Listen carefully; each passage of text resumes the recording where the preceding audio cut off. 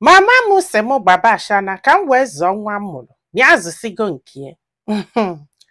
Ofu nwa agbọghọbịa sị m na ya agbalị ife fụ mami ebe ọ na-akwụghalị ya na ụmụ nwoke, na mgbe ụfọdụ ụmụ nwoke chọta mami ya sị anya pụọ n'ụlọ, ịghọtago, kafa wee nọọ ya pụọ.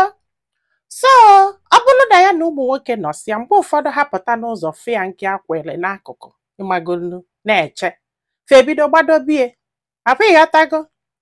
Ọ sị m ihe a na-emekwa mana fa nọsịa pụọ ya fụọ etu mami ya si wee do happy.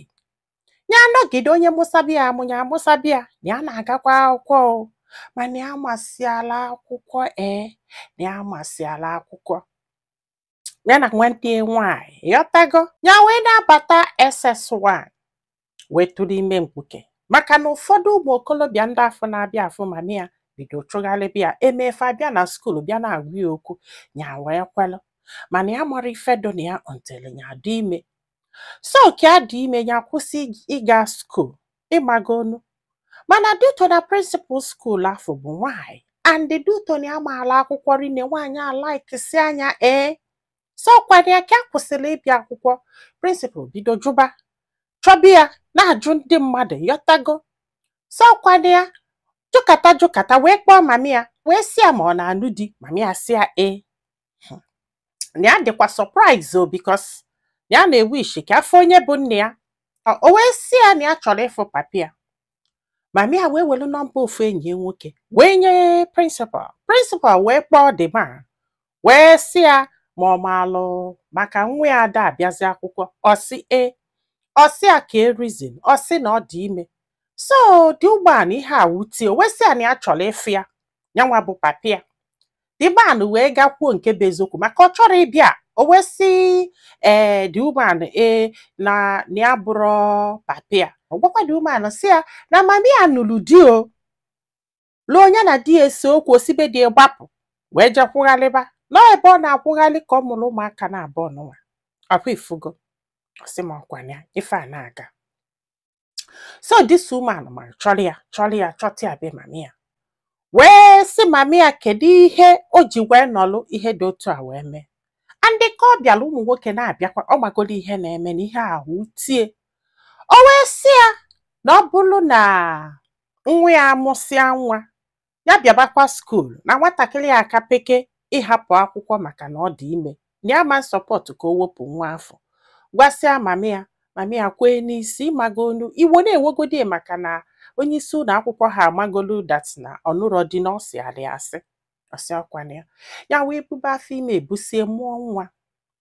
Ka mụsịala nwa, o wee bụrụ na onye isi ụlọ akwụkwọ ha tinyere ụmụ akwụkwọ ha ụfọdụ ha na-amonitọ mgbe ọ ga-amụ nwa. So ka abụọlụ nwa dịsị ụmụanụ bukọsie ife niile wee bịa fụ nwa, fụsịa nwa wee yọba mami ya wee sị anya biko ka ọ nodo nwa anya ka anya nwa bịakwa skuulu. Nye ejire maka na ya mụrụ nwa hapụ ka fuchi ya si etu a end ya. Mami ya jụọ this woman na after 2 weeks the woman chigetekwa na-ayọ mami ya wee gbagha ọnụ wee sị the woman that na yanwa na ya nụrọ di na ya tụrụ ime mkpuke wee na-agba ashana wee na-azụ ụmụ ya, na ebe nwa ya nwelu kala obu meghelu nwoke ọkpọ tụbịa ime ya ka kwuo bụ baba ashana wee zụba nwa ọmụta, na ya ma mgba ashana zụọ nwa nke ya mụrụ, gbakwa ashana zụọ nwa nwa ya na ya ma mmie. Hai, ọsị ihe a wute this woman so much. O wele aka nne ya mami ya cha, wele aka ekpe ya mami ya cha. O wee so ka enya duru nwa bịaba akwụkwọ na ya nwee matron ya na-enye aka ịghọtago. Mami ajụ ọsị m nne ma agụụ ịgbagoro nwaanyị amụsala nwa na afọ ọkwa ụmụ nwoke ga-eme ya ife nwa wee nye ya ego. Olowo ndị enyi cheketa ife a mba aka ogokata ya na nwanyị kulu nwa gbala ọsọ gbana be dị ụma nyeluo wee si dị ụma na ya bịara ịgụ akwụkwọ na ya chọrọ ịma ma mami ya ọ sị yes ma mami ya sị no. Ịghọtago. Dị ụma na sị ya ọ dịkwa sure, ọ sị yes. Ọ sị m nne to her greatest surprise this woman na-atị ya na bie ya na ya na-abọ bili na o nwee one woman ya na ya na-abọ bi mama mmadụ na-enyeli ya aka eme ihe ọbụla. This woman wee bido wee kube nwa ya wee bido jebe skuulu. Ọ sị m nne ya ebido gụba akwụkwọ. After 2 weeks mami ya jekwuru mama nyanwa si ya ihe a bịara igwe ya bụ na nwa ya nọ bie. Mami ya sị na nke afọ gbasara ya na ọ gbasara ya na ekwugo nya gbara asha na ka o wee zụọ nwa ya na o nwere ife gbasara anya na ya na-abụ. Ọ sị m nne ya wee bido gụba akwụkwọ this woman wee lọvụsịa nwa ya mụrụ na ịgwa anyị eziokwu na dị ụgbọala amụtara nwa nwaanyị na ife ọmụ bụ ụmụ nwoke na-atọ. N'ime ụmụ nwoke na-atọ ịbụọ n'obodo oyibo, ofuke nọ n'ụlọ, ofu ahụ nọ n'ụlọ na Abuja, abụghị ya tago na-analute. Ọ sị bụ ha ncha niile wee bili. Nwaanyị a wee zụgide ezusi anya ya gụsịa secondary school, result ya wee bụrụ excellent maka ya maala akwụkwọ rinne. O wee nebie neketie wee sị a ma ya na ya sị a na ya chọrọ ịna na ya adopt go nyanwa bụ onye isi ụlọ akwụkwọ ka ọ bụrụ mami ya. Ndị a chọrọ ịnakwu mami ya na ọ bụrụ na ọ chụọ ọnya kịta na o nwere ife a ga-eme na ọnya nala onye je gbawakwa asha na again. Ahụghị ya tago si this woman wee sị a ma ọ chọrọ ịgụ akwụkwọ ya sị a yes. Ọ sị m nne this woman welu fonu kpọọ nwa ya nwoke n'obodo oyibo si a na o nwere nwa ya adopt bụ nwa ya kọbalị akọgidele kọsịalị ya sị a na ya chọ ka ọ zụọ nwa na university. Ọ sị m kapule dị ga ikwelu na ya bakwa university gụba akwụkwọ. This woman nọ na-azụ nwa nwaanyị anya mụrụ.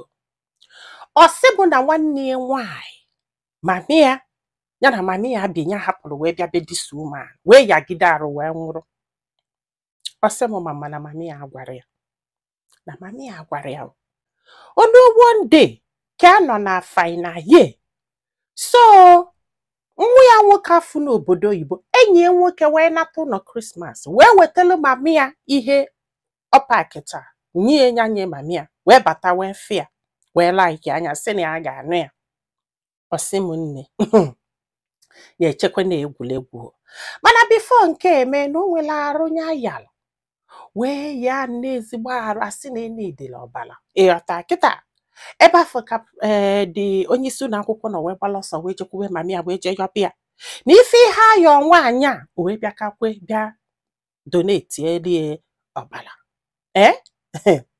si afta ka ọ bịaziri n'ụlọ ọgwụ fụ ụdị afụfụ nwaanyị a na-ata si ọdụ nnọọ ka asị na ayụpụ na tomami ya. Ebe afọ ka mami ya nọkwụrụ ọtọ wee chenjie o. Ebe afọ ka a nọzi chụbasịa mami ya sị a ka nwanne ya nwaanyị. Ọ sị na nwanne ya nwaanyị ji wee yabakwa arụ wee yagidesikwa wee nwụọ ya ejirekwa wee mara ebe ọ nọ. Nwaanyị na onye isi ụlọ akwụkwọ gwakwara ya ebe ọ nọ ụmụnne ọkwana ya.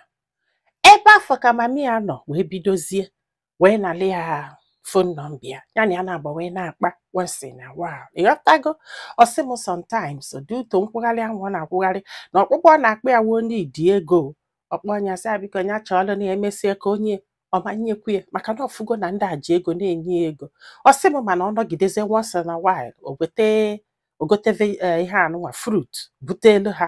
Ịghọtago like ihe dịka nwe ihe a na-eri holidays o butelu ha. Ọ sị m nne ọkwana ya sị m ka this guy bịa sị na ya ga-anị ọdụ ka na fim echekwa na egwuregwu kpakpakpa this guy nọbịa.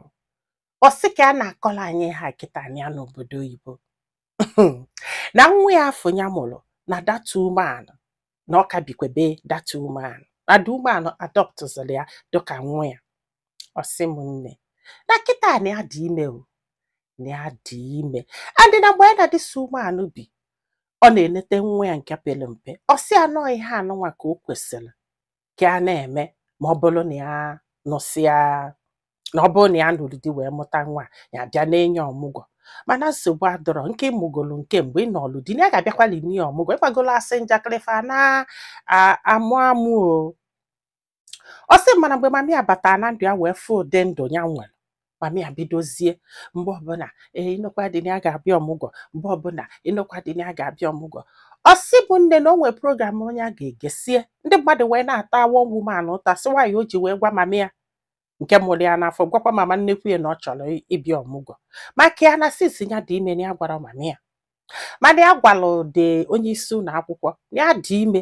Ịghọtago na ọ sị m nne na kịta anụnwa na ya akwado oge ịmụ nwa kedu onye ọdụgụ ka ọnya ga-abịa ọmụgwọ kedu onye ọdụgụ. Ọ sị bụ na mgbe afọ mami ya donate sieli ọbala na fada abụọ bido n'ọtọgba ụtọ like I said before na kedu onye ọdụ ụnụ ka ọnya bịa ọmụgwọ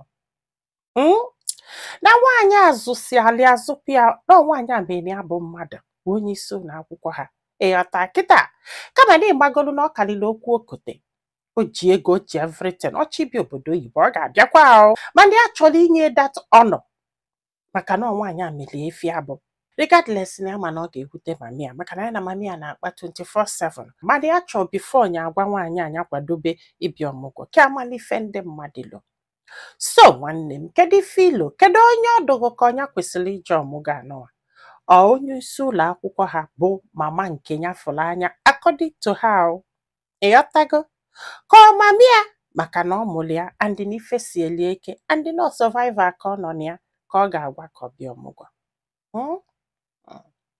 ọ sị bụ nne na ife ọzọ ya chọkwara ịma kịta bụ na nwa afọ ya mụrụ na be the woman na ọ nọ secondary school the woman nọ na-azụ ya ya ka the woman kpọrọ ya wee sị ya na mami ya na-ayị ya sị anya biko ya dunyezie nye nwa afọ ka ya na ya na-abọ bili ya ga-eneti ya anya ya ga-eme nke nwa ya ga-eme nke nwa maka na mami ya ka a lụrụ obodo oyibo na ya sendị ya ego sị anya mepee shop o mepee shop ebe ọ na-ele provision ka ọ kwụsị na-akwụgharị mana ọ bụkwa ma ọ ga-akwụsị nkwụgharị na ya dọrọ show mana ya chọrọ mana o nwere ozo ya na ya na-abọbi ọ na-ayọ the woman wee gwa ya wee sị mba ya sị mba mami ya na-ayọ ịghọtagodi woman na-asị na ọ chọkwa ka akpọnye regardless na ya adọptụrụ nwa afọ kama na ịgbago na ya emere pepa ihe a bụ ihe emelụ n'ọnụ ịghọta na ọ bụ na ya nwasị anya kpọnye ka akpọnye ọ sị bụ na mami ya na-ayọ ndị mmadụ na-ayọ si ya